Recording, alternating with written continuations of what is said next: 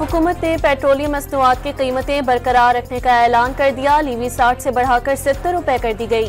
Petroleum मसनूआत में 15 रुपए फी litre तक कमी की तवक्का की जा रही थी। खैबर पख्तूनख्वा के इलाके डेरा इस्माइल खान में और महमद एजेंसी में ऑपरेशन, 9 ख्वारिज हलाक, पाक फौज के 2 जवान भी शहीद। ISPR ने तस्दीक कर दी।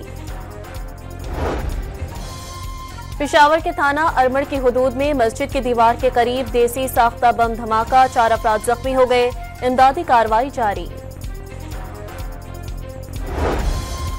अमेरिका का 43 ममालिक पर सफरी पाबंदियों पर गौर, 11 ममालिक के लिए वीजों पर मुकम्मल पाबंदी होगी। पाकिस्तान और रूस समेत 10 ममालिक को सिर्फ बिजनेस वीजे दिए जाएंगे। वज़ीर आज़म ने 190 बिलियन पाउंड से इस्लामाबाद में Danish university of emerging sciences का संगे बुनियाद रख दिया।